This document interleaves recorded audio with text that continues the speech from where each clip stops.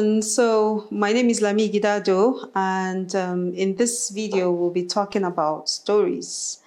And I'm here with Irene. I'm a play therapist too. Yes, I'm also a play therapist, by the way. So stories, the power of stories. And what we're doing is just talking about how we can preserve our African culture and celebrate play. So, Irene, Yeah. I'm trying to think about the stories that I heard as a child. And I don't know why, but almost every time we talk about stories with people, there's a grandparent involved. Yeah. Most of the stories I heard were told to me by my grandfather. Yeah, same Sometimes, here. sometimes, yes, my parents, very rarely, but maybe an auntie who lived with us. And so when we go to bed, they would tell us one story after the other until we fall asleep. Yeah. So I know that we heard a lot of stories. I still have a lot of, aunties that I'm very connected to. And I think I can say that, I can connect it to those times and those stories that they told. Yeah. My grandparents, on the other hand, my paternal grandmother, she wasn't the storytelling person. It was my grandfather. And while he told us stories, my grandmother was there in the kitchen, maybe making fura or something for us while he's telling us the story. So we felt more connected to our grandfather up until he died. Yeah. So what do you remember about stories and who told you stories? Yeah, my maternal grandma. Yeah, we're very close to her than my paternal grandparents. Because on my dad's side, his mom would tell us only one story. She only knows one story and she keeps saying it over and over. And so we prefer to go to my maternal grandma. Growing up, we just knew her because her husband was late. So we would always want to go and spend the holiday at her place with our cousins. And so after dinner, she will we'll just sit around her and she tells us stories. And we'll just list, some of them are scary, some of them are funny and all that. Until when we're tired and we want to go to bed, then she will say, okay, it's time to go to bed. I wonder where they got that energy from, because I'm just trying to imagine. I mean, I'm almost 50 now, but I can't think of that energy to just sit young children, and tell them story after story after story. I wonder where they got the energy. I don't know if it was the love that was motivating them. Yeah, I think it's the love, because I know there are times I can remember that my grandma gets tired, but we still want her to repeat, oh, tell us this other story, tell us again. And most times it's even the songs that are connected to the story, and we want to hear the songs, and then we'll sing along and all that. And she's tired, but she will say, okay, I'll say one last time, then we'll go to bed.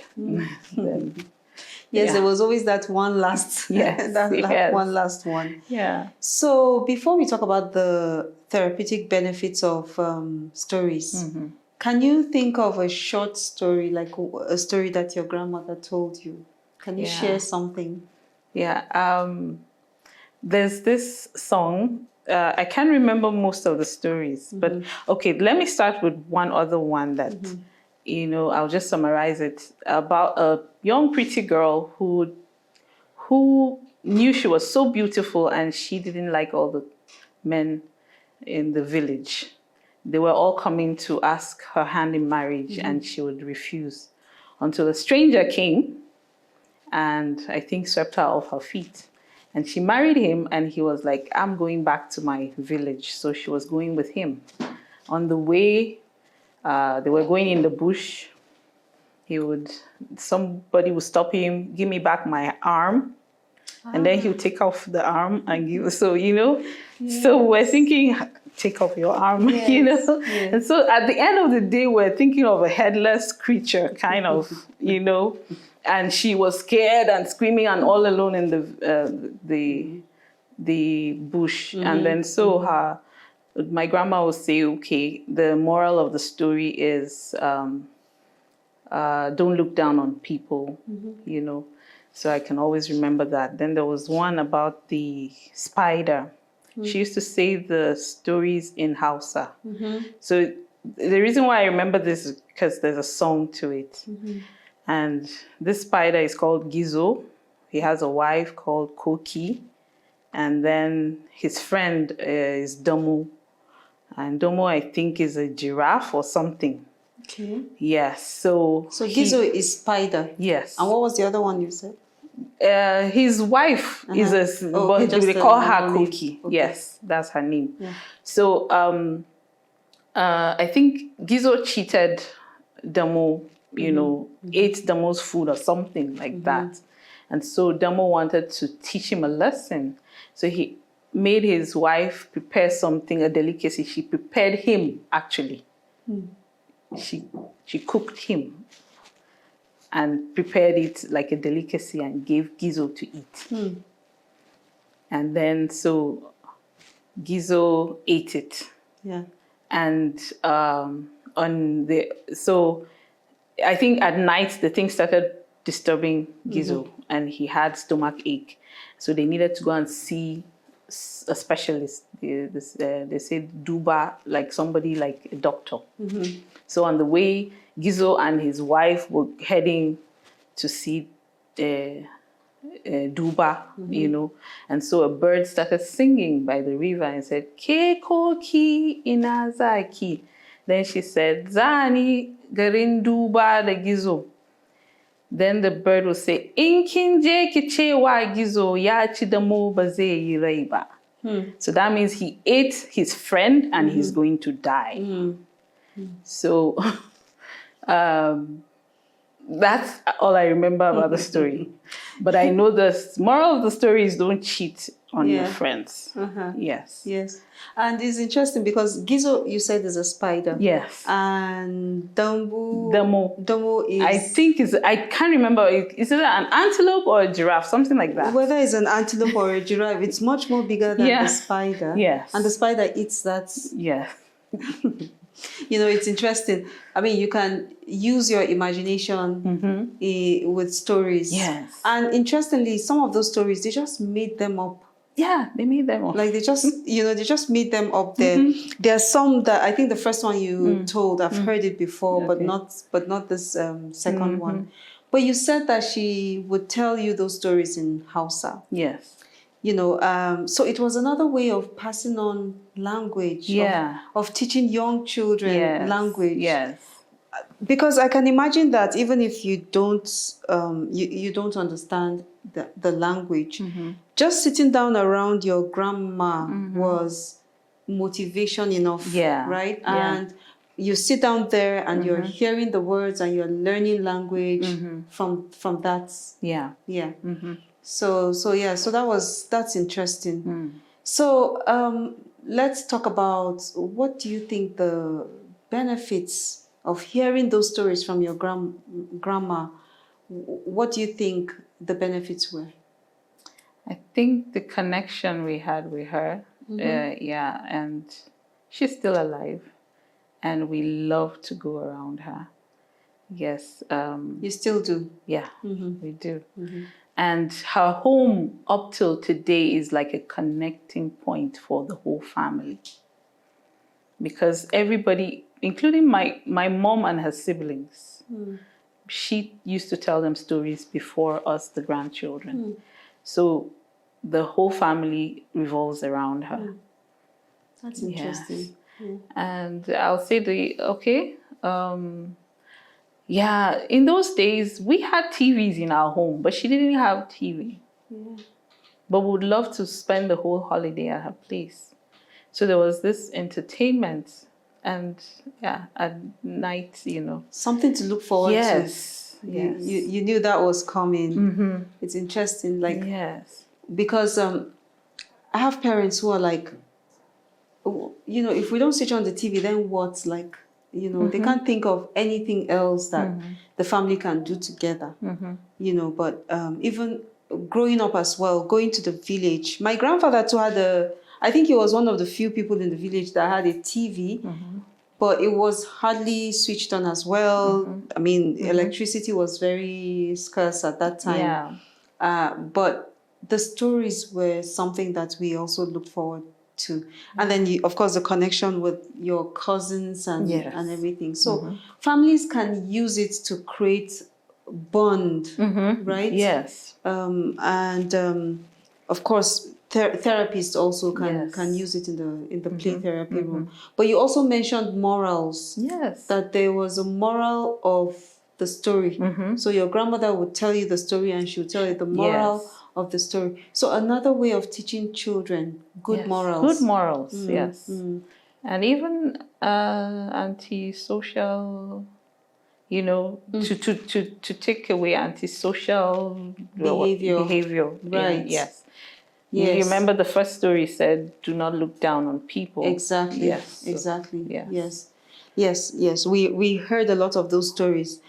When my own children were young, I tried to do that as well. And I would just create stories like of, you know, just create a story to tell them depending on what they were going through at that time or what they needed to hear at that time. So it's something that anybody can do, right? Yes. Like you don't need training to become a storyteller. Of course. Yeah.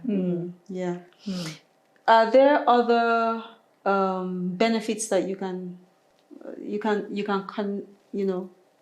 connect with your childhood? Yeah. I think you also mentioned the fact that, I mean, maybe like your cousins are around also. Yes. So other people are around. Yeah. In fact, neighbors come in. Yeah, children of our neighbors, you know. And so that's how we got to make friends with. In fact, the area where my grandma was living was more, you know, where, how will I put it? It's not in the village actually. Yeah. She was in town, but more of people that were not like us. So we got to become friends with those kind of children. Exactly. Yes. Some of them look up to us because we seem to come from, what do you call them? Not really high class, but just there. But they were looking up to us. But that way we became friends with those children. And they come into our grandma's house and we relate. And it's been a long time. Like, you're talking about like 40 years ago or thereabout. 30 to 40 years ago. But you still remember. Yes. So there's memory retention. Yes. Yeah. I remember primary and secondary school. The teachers I remember the most are those who used songs and stories to teach. You know, I remember that some teachers will use like a song to teach some concepts. Yeah. You know, I don't know if you experienced that. We did. Yes. So memory retention. Yes. Yeah. I read somewhere that people who create stories, like storytellers, may like they reduce the chances of having Alzheimer's disease. Yes. Wow. Yeah. So I mean, it's improving the areas of the brain that have to do with memory. Okay, that says a lot because my grandma is doing very well. She's 80. 80 something. She's still, and she's on her own. She cooks her food. She does a lot. But you know, my other grandma who didn't know how to tell stories had Alzheimer's before she died. That's interesting. Yeah. So I can think of a few other benefits because there are also the emotional benefits of reading stories. Yes. Because hearing stories, reading stories, you know, and all of that, they can help with creating hope. Yes. So you know, if someone tells you a story that is close to something you're experiencing, you have hope. You have hope. I'm sure yeah. you've heard it several Yes. times. You're a therapist, and you know, sometimes people say that, oh, I thought I was the only one in this situation. But when they hear someone tell the story, it's like, oh, okay. Now this person is telling the story because they're out of this situation. So I have hope. Yeah. Also. You know, just now before I came in, somebody was telling me an issue, and she was hoping I would take it up. And then when she mentioned it, I said, okay, it happened to me. And so I gave my own story, and she was like, yeah, you're the right person, you know, to refer this person to, you know. Exactly, exactly. Because also you would have empathy. Yes. And then you're going to pass on that empathy to the next person you know, when you share your story, you're passing on that ability to the next person to also learn how to empathize with other people. Yeah. Yes. Yeah.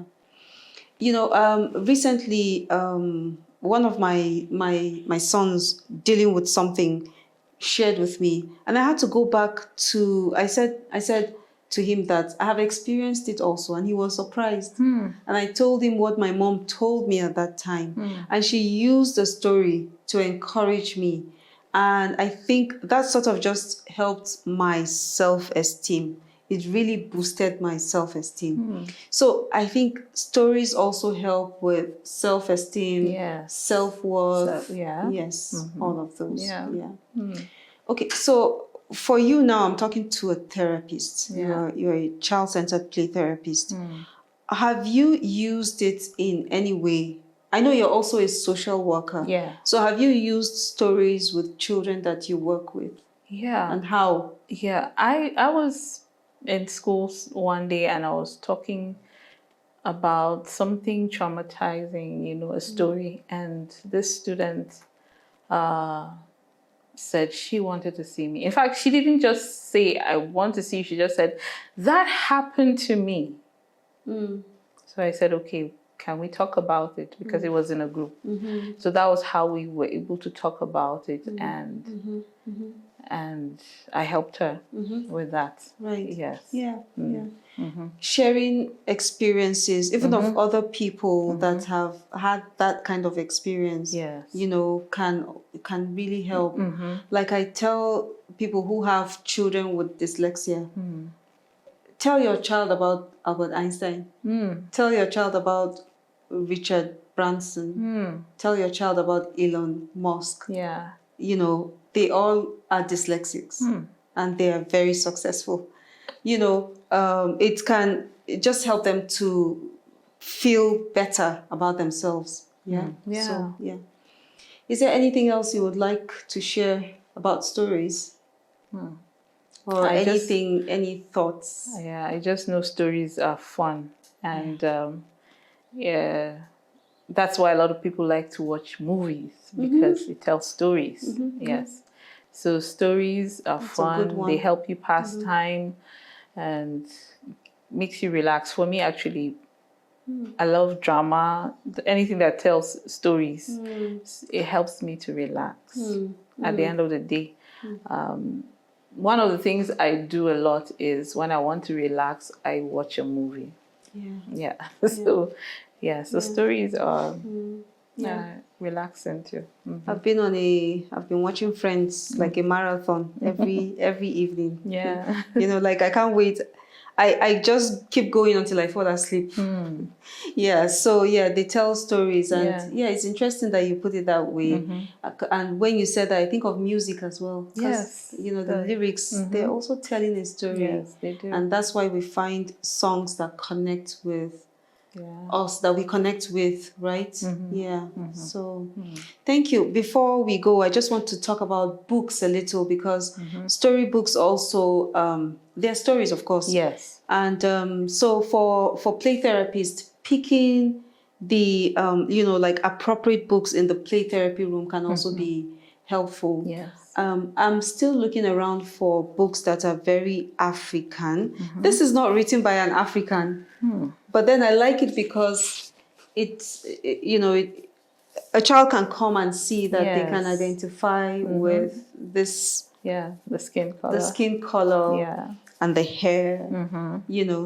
Yeah. Yeah. But then when you talk about morals, there are books like this. Lonely, angry. Angry. Yes. Okay. Yes.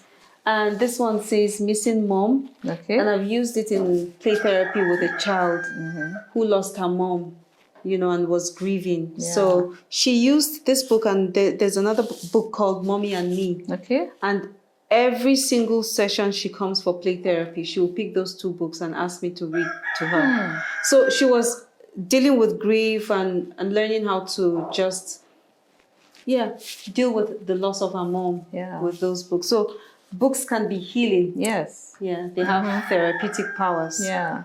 So Irene, thank you for doing this with me. Thank you too. Yeah. Yeah. I hope we can do some more together. Yeah.